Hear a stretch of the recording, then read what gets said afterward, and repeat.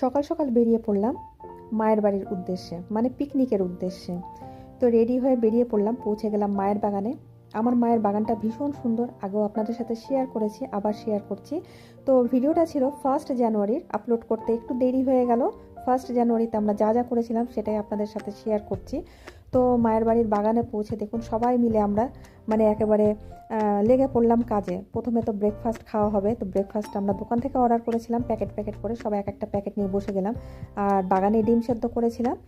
আর রিঙ্কু এদিকে গানের সরঞ্জাম নিয়ে এসে সেটাকেও সেট করে দিয়েছে। এবার গান বাজনা খাওয়া দাওয়া হইচই সব কিন্তু শুরু হয়ে গেল। সকালের ব্রেকফাস্ট হয়ে গেল, চা খাওয়া হয়ে গেল, আমাদের গানও করা হয়ে গেল 2-3টা, সেটাও আপলোড করেছি আমি আগে।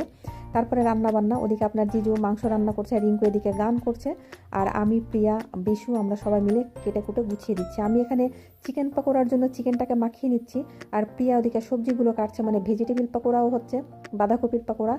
আর তারপর আমি এখানে বেগুন কেটে নিচ্ছি বেগুনের জন্য। বেগুনটাকে কেটে নিয়ে বেসনের ব্যাটারটাও তৈরি করে দিয়েছি।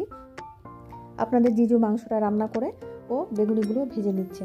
আর শীতের দুপুর, একেবারে ঠান্ডার দিন, আর গরম গরম বেগুনি ভাজা হচ্ছে। মানে বেগুনি তো ভাজতে ভাজতে আমরা প্রায় অর্ধেকটা খেয়ে ফেলেছিলাম।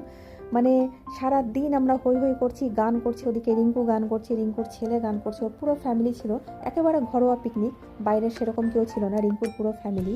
আমি, আপনাদের জিজু, আমার মায়ের বাড়ির সবাই, আর বাইরের 2-3 জনকে ইনভাইট করেছিলাম। তো যাই হোক, রান্নাবান্না হয়ে গেল। খুব সাধারণ সিম্পল মেনু ছিল। মাংস ছিল, গরম গরম ভাত, বেগুনি, তার সাথে বাঁধাকপির পকোড়া, চাটনি, আর নলেন গুড়ের রসগোল্লা।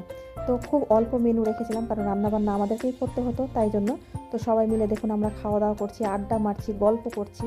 আর গান তো মানে কি বলবো, কি পরিমাণে যে গান করেছিলাম তার কোনো হিসেব নেই। তো একটা দিন যদি আমরা পরিবারের সাথে এরকমভাবে একটু অন্যরকমভাবে কাটাই, কিন্তু ভীষণ আনন্দ হয়। বাইরে যাইনি, কারণ আমার মেয়ে বাড়িতে ছিল না, তাই আমরা বাইরে দূরে কোথাও যাইনি, বাড়িতেই আমরা পিকনিকের মানে আয়োজনটা করেছিলাম। যাই হোক, দুপুরবেলা সবাই মিলে এরকম হই হই করে খাচ্ছি, আড্ডা মারছি। আপনাদের জিজু দেখুন খাচ্ছে, আমরাও খাচ্ছি, মজা করছি। খাওয়া দাওয়া করে কিছুক্ষণ রেস্ট নিয়ে এবার চিকেন পকোড়া ভাজা শুরু হলো বিকেলে, মানে সন্ধ্যেবেলা চায়ের সাথে খাওয়ার জন্য।